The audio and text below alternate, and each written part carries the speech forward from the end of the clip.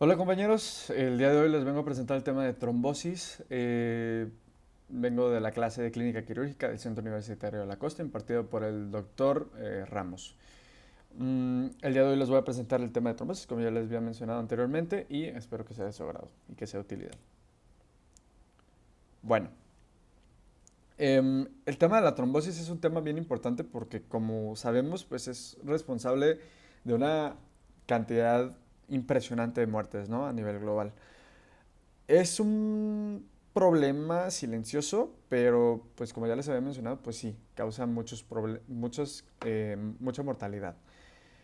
Quizás hayan escuchado de la trombosis venosa profunda o de la embolia pulmonar o incluso del infarto agudo del miocardio y el ictus. Bueno, todas estas van a estar relacionadas con el proceso trombótico y la patogenia como tal de la trombosis.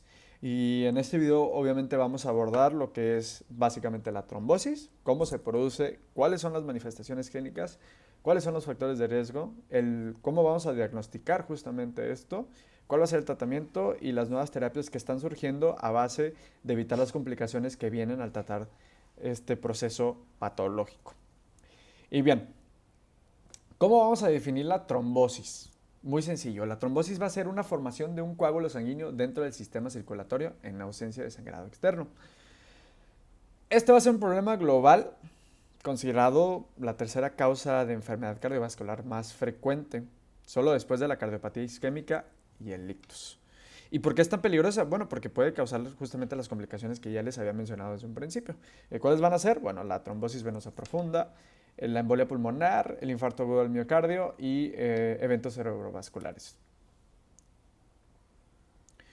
Um, ¿Cómo vamos a explicar, o bueno, cuál va a ser básicamente lo que nos va a explicar el proceso de la fisiopatología de la trombosis? Bueno, bien sencillo. Básicamente la teoría de Virchow va a ser lo que nos va a explicar, ¿no? El porqué de todo. O sea, puede que parezca complicado al principio, pero en sí como tal es más sencillo de lo que parece.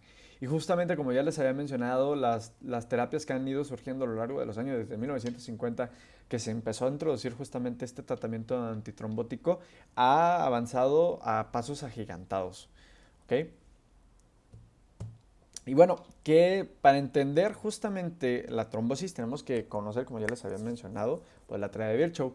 Esta va a ser una triada que nos va a explicar con tres cosas bien importantes que va a ser la lesión endotelial, el proceso de hipercoagulabilidad que va a tener el paciente y la estasis. ¿A qué me refiero con estas? Bueno, la lesión endotelial nos vamos a referir a lo que es un proceso traumático, una cirugía o un proceso aterosclerótico. La hipercoagulabilidad nos vamos a referir a lo que es cuando la sangre tiene una tendencia excesiva a coagular, como en el caso de pacientes que tengan alguna mutación en algún gen. Ciertos cánceres justamente provocan esto. El embarazo, ¿no? Por los cambios fisiológicos que ocurren en la mujer. El uso de anticonceptivos también está muy relacionado con un proceso de hipercoagulabilidad y las infecciones, ¿no? Secundarias a. Y pues también en conjunto a esto, pues vamos a hablar de la estasis. ¿Qué me refiero? Bueno, procesos donde básicamente la estasis se refiere a que la sangre quede estancada, ¿no?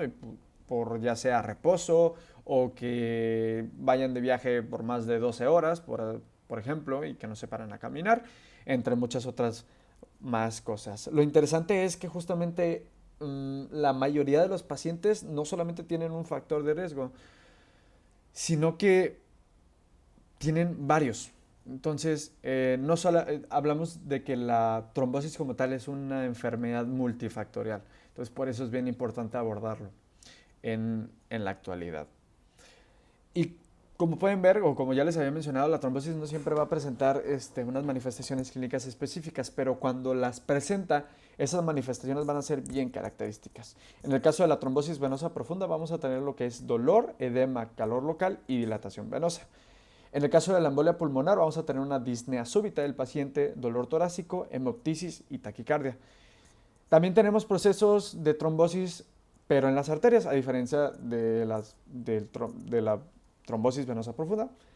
Lo que sucede en las arterias, pues normalmente tenemos un proceso isquémico, ¿no? Como sería el caso de infarto agudo del miocardio o un accidente cerebrovascular. Como ya sabemos, pues las manifestaciones clínicas de estos procesos arteriales o de estos eventos arteriales son bien característicos, ¿no? Por ejemplo, en infarto agudo del miocardio, pues tenemos que el paciente empieza a presentar dolor torácico que se le irradia el brazo izquierdo, ¿no? Por lo general. O el evento cerebrovascular, a lo mejor el paciente, dependiendo de la zona en la que se presenta este proceso isquémico, pues el paciente no tiene la capacidad de hablar o pierde el poder escuchar, ¿no? Obviamente esto va relacionado al área cerebral que se ve afectada. También tenemos otros síndromes trombóticos especiales, que estos suelen ser un poco incomunes, pero que a final de cuentas se presentan, ¿no? Que tenemos lo que es el HIT. ¿Qué es el HIT? Bueno, es la trombocitopenia inducida por heparina. En los casos donde damos tratamiento antitrombótico, normalmente siempre utilizamos lo que es la heparina. Entonces, en estos casos se puede producir una trombocitopenia y esto nos puede provocar justamente un síndrome trombótico, ¿no? Que parece paradójico como tal, pero que sucede. También tenemos la trombosis asociada a cáncer, que ya les había mencionado que es súper importante y que dependiendo del tipo de cáncer, pues obviamente va a haber más o menos predilección hacia estos procesos, perdón. Y también tenemos lo que es el SAF y el CAPS.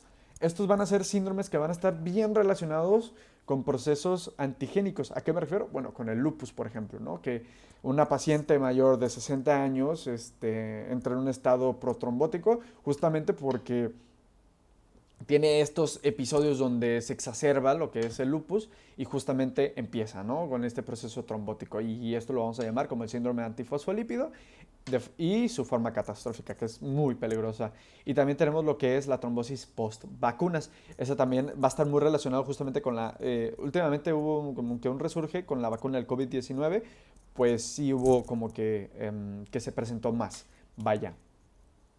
Y bueno, vamos a hablar un poquito de la epidemiología, porque, bueno, como ya bien sabemos, la epidemiología es súper importante porque nos va a hablar de un trend, por así decirlo, ¿no? Como que estas situaciones que se repiten a lo largo pues, de la población, ¿no? Entonces hablamos que la enfermedad tromboembólica como tal, venosa, va a afectar de 1 a 2 personas por cada 1000 adultos en los países occidentales.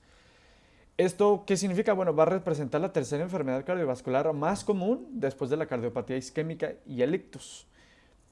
Para que tengan en cuenta, es una de las causas principales de mortalidad que tenemos hoy en día y sobre todo en México también.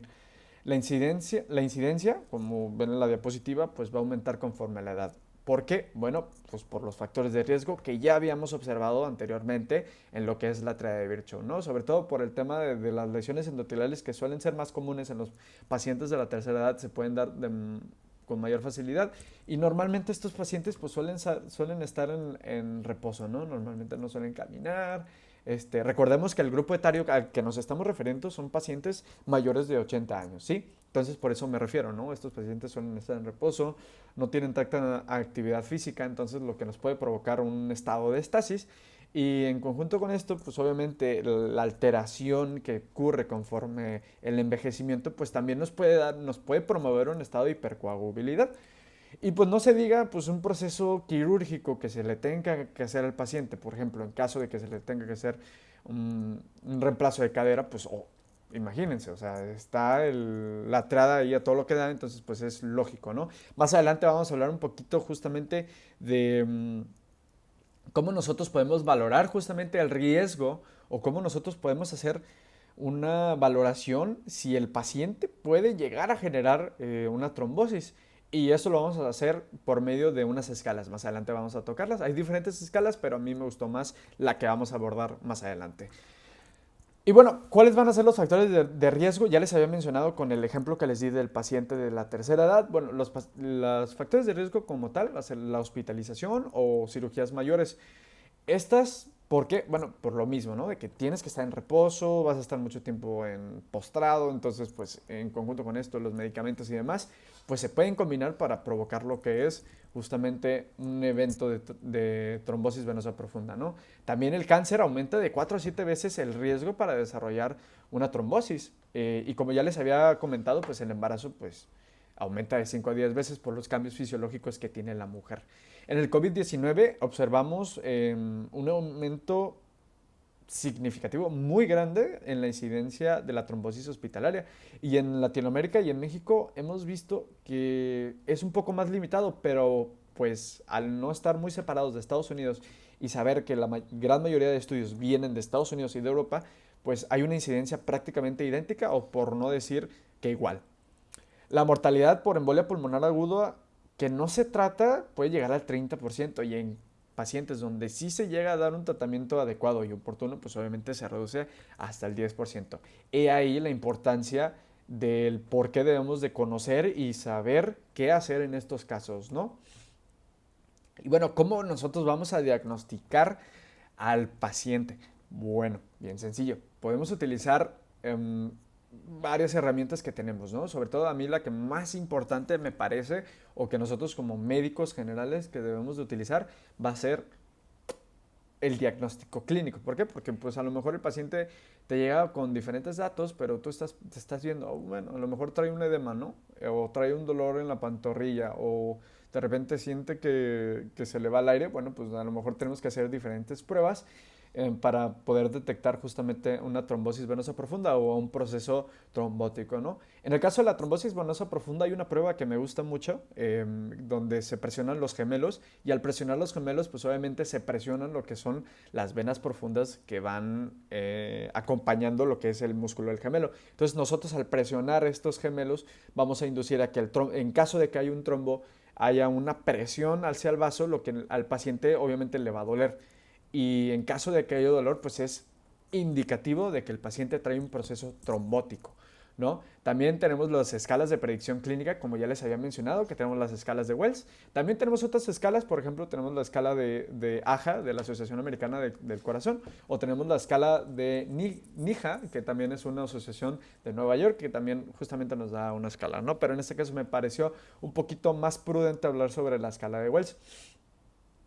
En el caso de laboratoriales, bueno, tenemos un valor que sería el dímero D, que nos va a dar pues un valor pues muy útil solamente para descartar. O sea, no es algo que nos dé indicios o que nos diga ya se está trombosando. No, simplemente es como para ver si lo tiene presente y descartarlo, ¿no? Y pues en cuestión de imagen, el más relevante y el que normalmente más se utiliza pues es una ecografía de Doppler. ¿Por qué? Bueno, porque pues básicamente en estos casos pues vamos a observar justamente el flujo sanguíneo, y al observar el flujo sanguíneo pues se puede observar, ¿no? Que haya una obstrucción y demás. También podemos hacer una angiotomografía pulmonar pues para también descartar, ¿no? Procesos de tromboembolias pulmonares. Y en ciertos casos, cuando son casos más especiales, podemos llegar incluso a pedir estudios genéticos autoinmunes, sobre todo, por ejemplo, en casos de pacientes como la paciente que les mencioné, que tenía lupus eritematoso sistémico, pues en estos casos también es importante pedir estos antígenos, ¿no? Bueno, como ya les había mencionado, la escala de Wells es súper importante porque, como dice en la diapositiva, va a ser una escala que nos va a dar una predicción, ¿no? O sea, nos va a decir, bueno, este paciente puede o no tener un proceso trombótico, ¿ok? Entonces, ¿cuáles van a ser los criterios que nosotros, o que más bien nos otorga la escala de Wells para nosotros poder hacer este asesoramiento? Bueno, van a ser que el paciente tenga un proceso neoplásico activo, que haya tenido una parálisis o yesos no menos de 6 meses, que haya tenido una inmovilización reciente o una cirugía mayor, dolor localizado a nivel EEI o una tumefacción en EEI.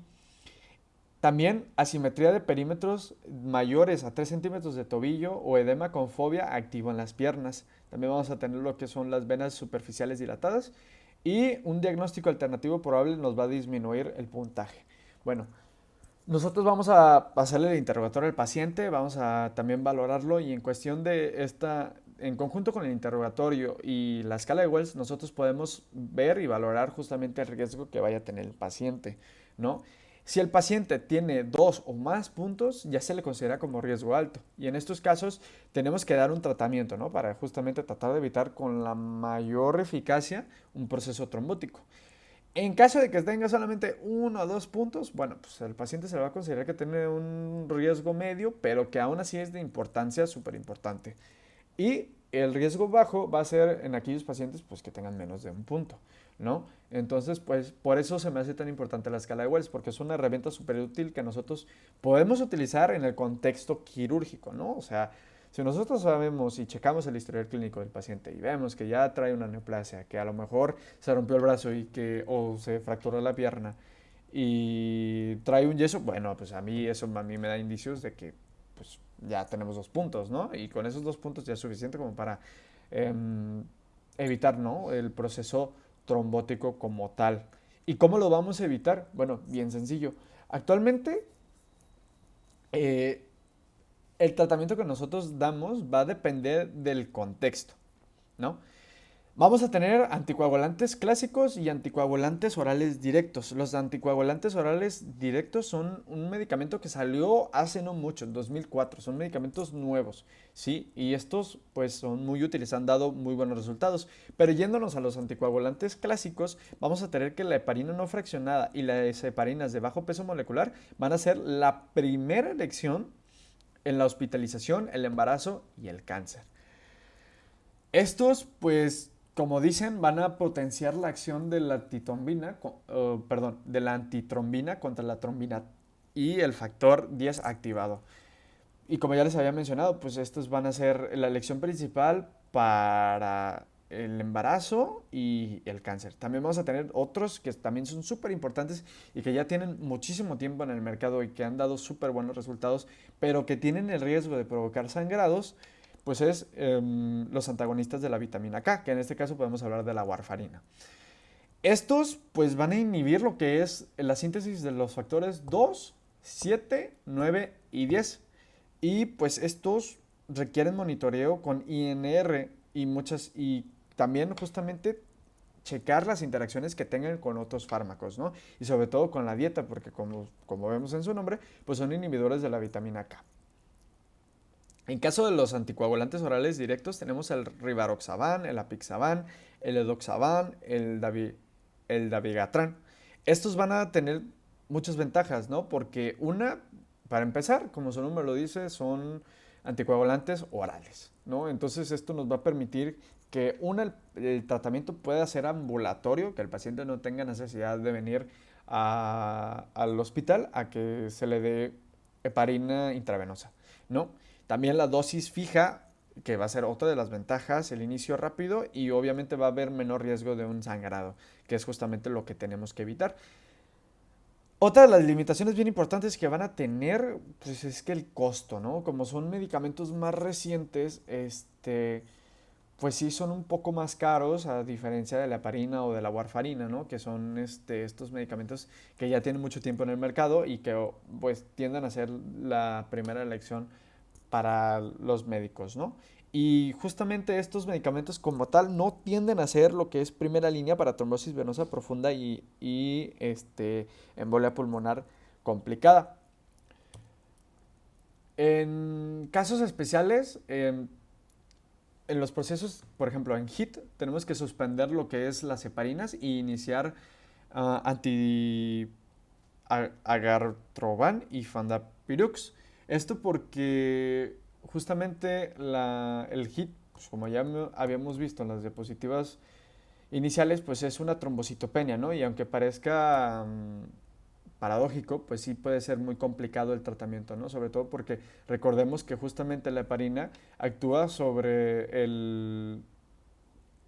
la trombina 3, perdón, 2. También, por ejemplo, en cáncer asociados a trombosis, pues obviamente tenemos que dar lo que son los tratamientos antitrombóticos orales y pues estos sí tienen como que un riesguito porque nos pueden provocar sangrado de tubo digestivo. En caso de CAPS, de síndrome antifosfolípido catastrófico, pues sí tenemos que dar anticoagulantes, más corticoides y plasmaféresis, obviamente pues para tratar de reducir las consecuencias que vaya a producir esta patología, ¿no? Y en el caso de VIT, pues obviamente es bien importante dar un proceso anticoagulante no heparínico, más inmunoglobulinas, ¿no? Por lo mismo de que está provocado por post vacuna COVID-19, como ya les había comentado. Y bueno, como ya les había mencionado, han surgido nuevos tratamientos, o bueno, ya están en fase experimental y en fase clínica como tal, estos nuevos medicamentos. ¿Que ¿Cuáles van a ser? Bueno, vamos a tener los que son los inhibidores del factor 11 y los inhibidores del factor 12. Los inhibidores de factor 11 y factor 11 activado, perdón, reducen el riesgo de la trombosis sin aumentar el sangrado. He ahí la importancia de estos medicamentos.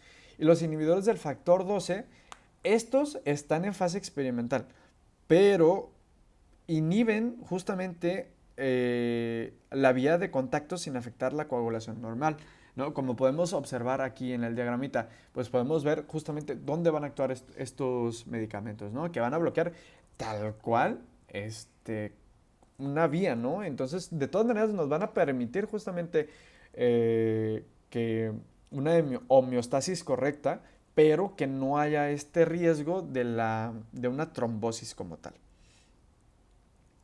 Y bueno, como ya les había mencionado, la trombosis pues es un peligro para la sociedad y es algo que es prevenible y tratable. Obviamente si se diagnostica a tiempo. Entonces tenemos que reconocer bien los factores de riesgo y actuar rápido conforme a los síntomas y a la historia clínica del paciente. Así que pues es bien importante recordarle a los pacientes, ¿no? Que se tienen que mover, que se tienen que mantener bien hidratados, que tienen que conocer sus factores de riesgo, que también tienen que ir con el médico en caso de sospechar síntomas extraños y que no se sientan Superman porque pues definitivamente es cuestión de vida y muerte. Muchas gracias por acompañarme en el día de hoy en este repaso del tema, en esta explicación de la trombosis y espero que haya sido de utilidad. Aquí las referencias, y pues espero que haya sido de utilidad como ya les había mencionado.